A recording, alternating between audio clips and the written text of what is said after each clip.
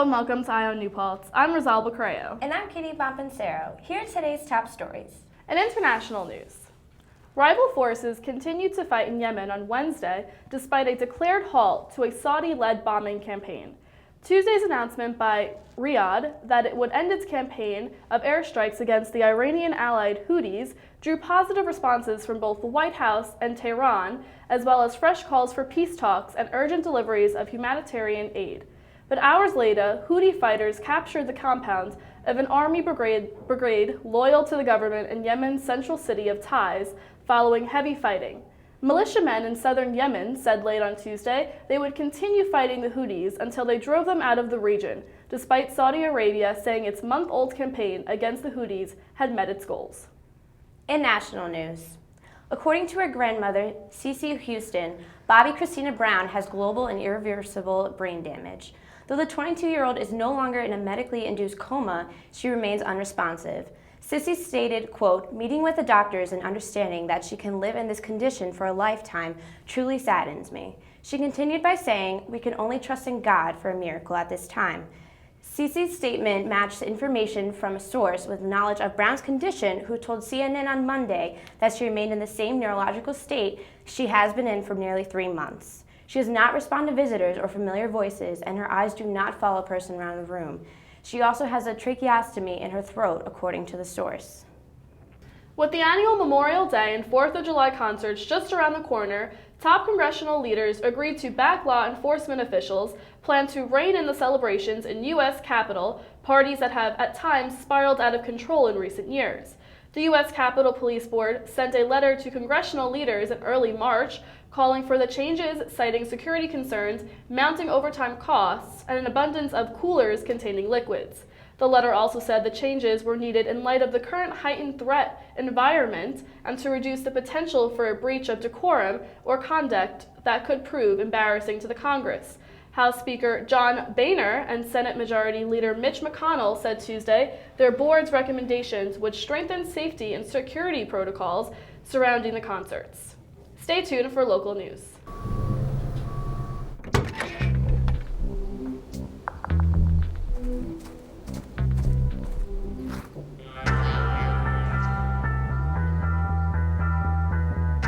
When you throw away money on wasted electricity, you're throwing away everything you could have bought with it. Saving energy saves you money. Learn more at energysavers.gov. In local news, the New Paltz Recycling Club is back with their annual Earth Day Carnival. I On New Paltz stopped by on Earth Day for sustainable carnival games, free food, raffle, and a whole lot of fun for all as we celebrate our lovely planet. Raffle prizes include a bike, a solar-powered cell phone charger, and other numerous sustainable useful prizes. Let's take a look. Hi, I'm Naomi Calhoun here at the Earth Day Carnival sponsored by the New Paltz Recycling Club. We're here to talk to members of the organization and people who attended the event to see how it went. Let's check it out. Each year we usually have the Earth Day Carnival. Our goal is to have the carnival and have environmentally themed games and booths and basically educate the students about recycling on campus, sustainability, in a fun, educational way. We do this every year to just let kids have like a fun experience on campus and promote, celebrate Earth Day in a fun fashion. That's why we put on this carnival every year. Our school puts out a large amount of waste. We have a recycling competition called Recycle Mania. It's an 8-week competition, and we track what each residence hall puts out. And there were weeks where residence halls were putting out I think it was one of the highest weeks was 1,800 pounds of garbage and only 500 pounds of recycling. So we're not even recycling half of what we're putting out. So basically it's important specifically to our campus because we're not doing as great as we could be with recycling. For I On New Paltz here at the Sub NPR, I'm Naomi Calhoun. Back to you. This past Wednesday, the National Residence Hall Honorary held Hugo Hunt, a campus-wide scavenger hunt. The winner received a prize of $100, but everyone had fun. We spoke with participants and event organizers about the hunt. Let's take a look. Hi, I'm Katie Bompancero here at Cape and Hall, where the Hugo Hunt is underway. Let's take a look at what students have to say about it. Well, we have 60 clues for things all around campus, whether it be like a riddle or video. You have to take a picture. They'll entail things about campus, like what's the oldest building on campus, or we're trying to ask them to find things related to NRHH so people can learn more about us. So things like what's a NEOCUR delegate that you might know, where's our office, and take a picture with an e-board. So it's like clues varying like that.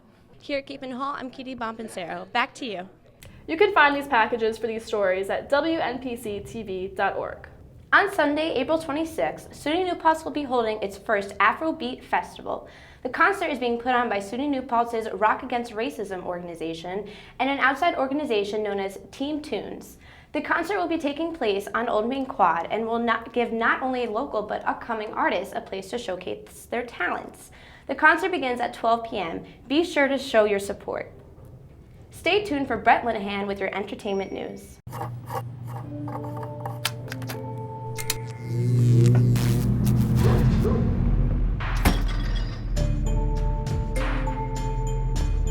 Traditional light bulbs actually generate 9 times more heat than light. Switch to Energy Star light bulbs, and you'll realize just how much cash you are really burning through. Saving energy saves you money. Learn more at EnergySavers.gov. Details about the rumored Full House reboot were revealed in a press release by Netflix and actor John Stamos in an appearance on Jimmy Kimmel Live. The reboot, titled Fuller House, will star Candace Cameron Bure, Jodie Sweetin, and Andrea Barber, with Stamos set to produce and guest star. Fuller House picks up with DJ, a pregnant and recently widowed veterinarian living in San Francisco. But DJ needs help taking care of her children, 12-year-old JD and 7-year-old Max, along with a soon-to-arrive baby. Quote, "The continued support of Full House fans of all ages for the last 28 years has been astounding," the producer said. "It is an honor and a thrill to catch up with these beloved characters and explore their lives today." At this point, 13 episodes of the series have been ordered. At the end of the April 20th episode, Jon Stewart announced that August 6th will be his final episode of The Daily Show. It will be a hard ticket to come by, but he directed fans who are looking to win a pair to an autism fundraiser he's helping to run on the crowdfunding website Omaze. Stewart also added, quote, "I will be wearing a suit. I will more than likely be showered. I'm sorry, I'll be wearing overalls and I won't shower." It was over 19 years ago that Stewart took over for Craig Kilborn, who was the original host of The Daily Show, and Stewart's replacement is South African comedian Trevor Noah. Here's Adriana Ortiz with the Celebrity Sizzle.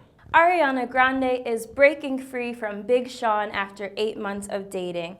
Ariana's got one less problem. Both their reps confirmed to US Weekly on Monday after releasing a joint statement. They both deeply care for each other and will remain close friends. We kindly ask that the media respect their wish for privacy regarding this personal matter at this time.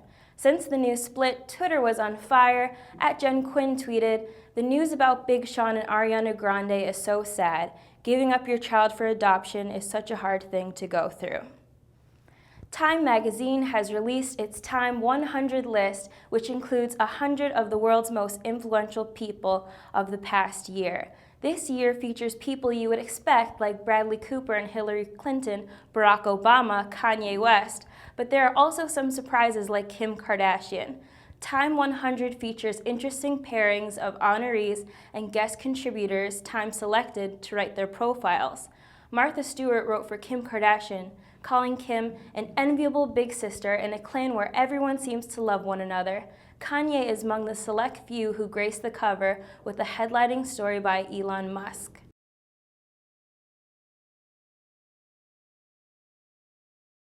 Here are the top yaks of the week. The first one reads, "My grades are so low, they might as well be wearing apple-bottom jeans and boots with the fur." The second one reads, "I'm so excited for this semester to be over because that means I get to see my dog for 3 months straight." If you have a yak that is funny or cool, tweet a screenshot to me at Adriana Rebecca and your tweet could be featured in next week's segment. Stay tuned for Naya Bonilla with your sports news. Everybody has a dream.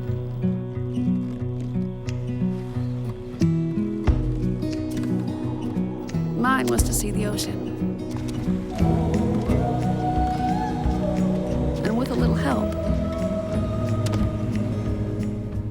I made it.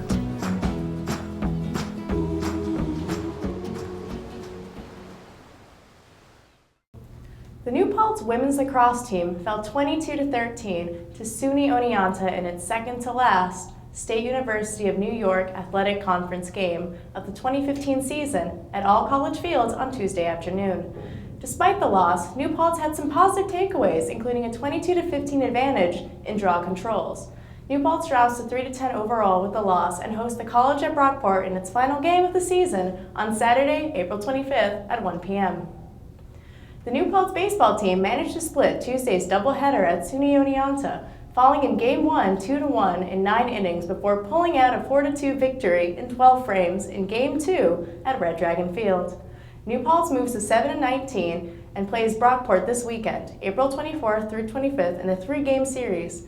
Oneonta, meanwhile, moves to 7-19 and hosts Ithaca on Wednesday at 4 p.m. before taking on Fredonia this weekend. That's all for this week's news. Thank you for joining us and tune in next week for your latest news.